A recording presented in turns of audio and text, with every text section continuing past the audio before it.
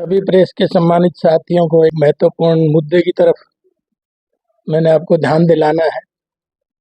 जैसे इस बार सदन में एक महत्वपूर्ण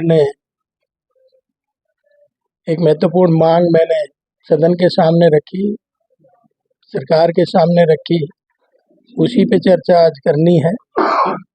और वो यही है कि भाई जो आज लिव इन रिलेशनशिप जो समाज में चल रहा है, प्रदेश में, देश में चल रही है, इसमें बहुत सारी व्यवस्थाएं खराब हो रही हैं। सामाजिक ताना बाना जो है वो खराब हो रहा है। पारिवारिक स्ट्रक्चर धीरे धीरे खत्म हो रहे हैं।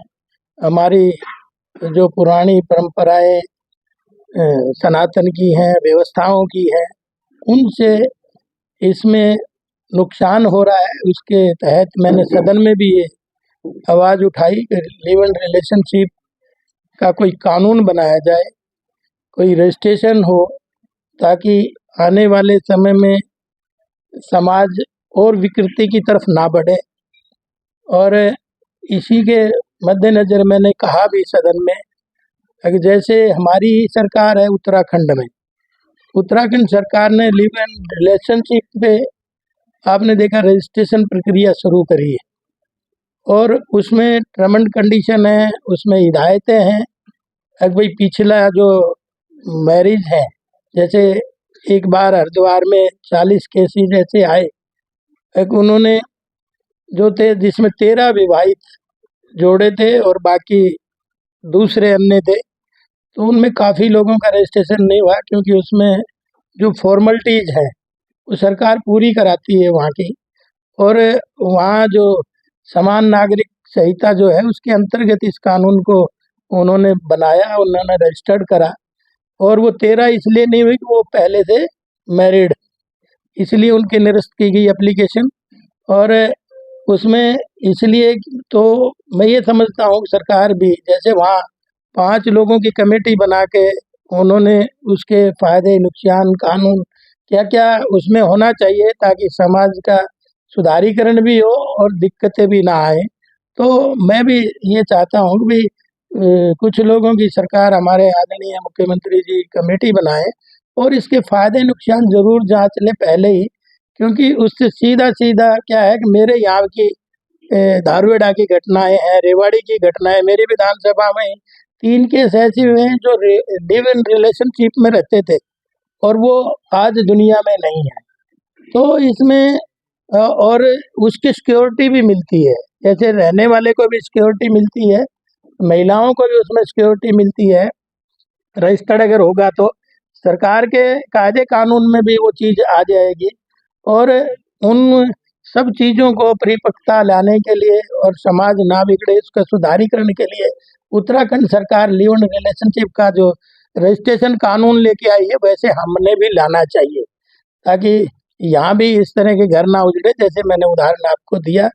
तो ये ज़रूरी हो जाता है कि भाई आज समाज के जो बिगड़ते हालात हैं तो उसमें कुछ नुमाइंदे ही उसको ठीक करें, सरकार ही उसमें पहल करे तो अच्छा रहेगा। और घर के घर नहीं उजड़ेंगे, घर के घर धराशायी नहीं होंगे, व्यवस्थाएं खराब नहीं होंगी, हमारी संस्कृति संस्कार खत्म नहीं होंगे। उसके ऊपर मैंने चिंता सदन में की। इसमें कुछ आपको ये लगता है कि कुछ जो सामाजिक संस्थाएं हैं हरियाणा में, महापंचायत, इसका भी कोई रोल होना चाहिए? इसको आप रेगुलाइज करना चाहते हैं या इसको रोकना चाहते हैं क्या?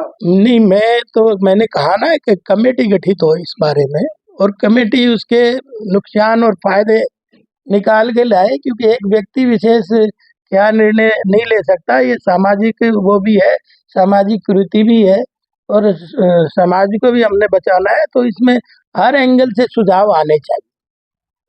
सर, आपने ऑब्जर्व किया होगा पूरे इसको उत्तराखंड वाले को भी, और हरियाणा में आप डिमांड कर रहे हैं। उत्तराखंड एक टूरिस्ट प्लेस ज़्यादा है जहाँ सैलानी ज़्यादा जाते हैं।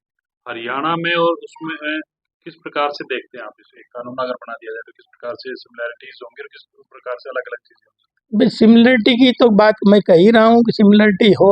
टूरिस्ट प्लेस पे तो 4 दिन रुक जाएगा, 10 दिन आदमी रुक जाएगा, कोई जिंदगी थोड़ी काट लेगा। तो व्यवस्थाएं तो सब जगह की दुरुस्त हों। अच्छी तो बात ये है और इसमें कोई नई बात नहीं है, क्योंकि हमारी सरकार ने ये करा है। तो मैं ये चाहता हूँ भाई हरियाणा में भी इसकी तरह की कमेटी बनाकर इस पे निर्णायक भूमिका में आए। कितनी घातक है ये इस तरह के जो रिलेशनशिप है समाज के लिए? घातक इसलिए है कि शुरू में देखिए, जो पीछे शादीशुदा है वो लोग घर छोड़ कर निकल जाते हैं, 4-5 महीने में वहां से भी उब लेते हैं, तो 6 महीने में उससे भी उब लेते हैं। तो वो उस समय आके उनके सामने कोई परिस्थिति नहीं रहती, वो सामाजिक बने या गृहस्थी बने, तो उनके सामने ये समस्या है। तो हम ये चाहते हैं कि भाई इस तरह की व्यवस्थाएं बने ताकि वो भी सम्मान के तरह से रह सके। और उसमें तो उस बिल में ये भी है कि भाई जो लिव इन रिलेशनशिप में महिलाएं रहती हैं उनको उसकी प्रॉपर्टी में हक है, जैसे उत्तराखंड सरकार ने दे रखा है।